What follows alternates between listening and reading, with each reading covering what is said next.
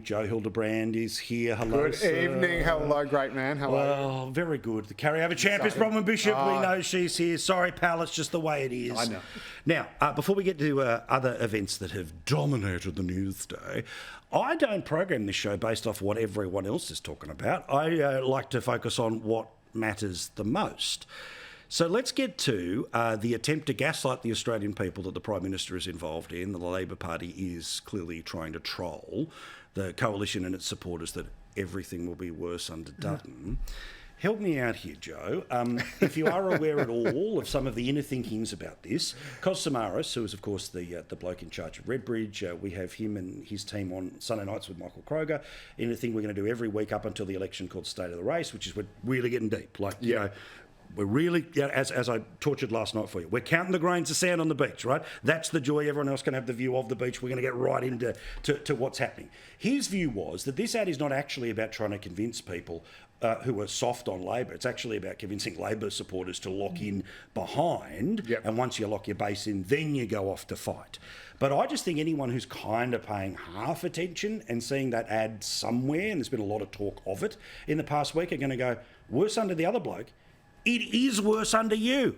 Yeah, I mean, my preference is always for parties to run positive campaigns, but negative campaigns. Good luck with that. But negative campaign, and Chris Minns showed it could be done. Just be sort of respectful about something. And I think there will come a time where, because people are so disillusioned with political institutions, everything will end up being a pox on both your houses. Correct. Every election will be double haters. Your name is Pollyanna, isn't it? And my name is Pollyanna. But again, this is where we are in a. Yeah, right. We are in all those nice Labor Party people with their dirt files. And they're all this is Pollyanna the thing. too, So aren't I was speaking. So one of he was just talking about his dream. One of my, this is just my dream as a young girl from the Swiss Alps. but obviously, like, so someone who used to run ads for the coalition campaigns, right? This guy I spoke to, and he said, the number one, if I've got 2 cans of soup and I want the customer who's deciding between the two to buy my can of soap, there is one surefire way to make that happen. And it's not to say my can of soup is better, it's to say that the other can of soup has rat poison in it. Yeah. Now, that doesn't cover you in glory, but it gets the job done. And clearly, what Labor is saying, So I get their logic here, but does anyone think it actually moves the needle? Because literally, too little, too late tax cuts did not change their polling. All right,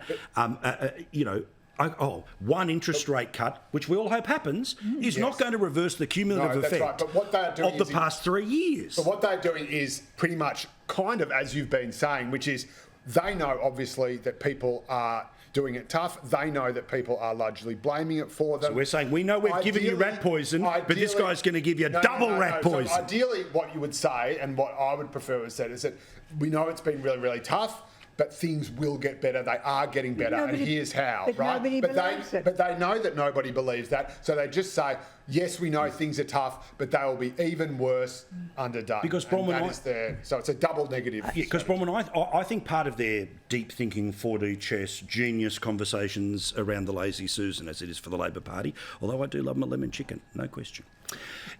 I think that there's some perception here that if they adopt some of the language of COVID, right, and you saw the Prime Minister the past couple of days, look, we've done the hard yards, we're working on this together, we've all gotten through and flattened the curve.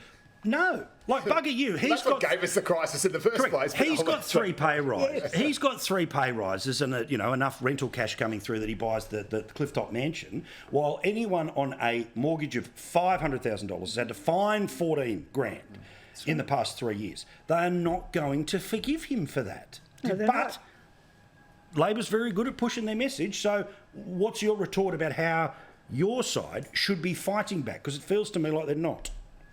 Well, when I watched that ad, even the cadence of it, you'll be worse off, it sort of brings up, it won't be easy under Albanese. It's got the same cadence. I agree. And I think it brings up that memory of that, which did stick in people's minds. Now you can say, well, actually it's right. It was rotten under Albanese. So they obviously believe it's good. They've obviously run it past their focus groups. They've done all their work and whatever. But I remember sitting in on a campaign once, I won't say which one, and watching the presentation of the storyline and the full box and dice, and I sat there and I thought, oh my God, this is not going to work. And it didn't. Look, I'm not an advertising genius, but my immediate suggestion, some of the most effective political advertising I've seen, which is the comparison style advertising. Remember when there was the ad and then Rudd responds to the Howard ad and then Howard responds and then eventually it becomes this small? Liberal Party should cut that ad straight away, same number of tiles, same number of options, and reveal all of the things that have been worse under Albanese, and with the simple line of, you are worse off under Albanese. See what happens, right? All right, I look forward to the mocking if that idea ever actually comes true.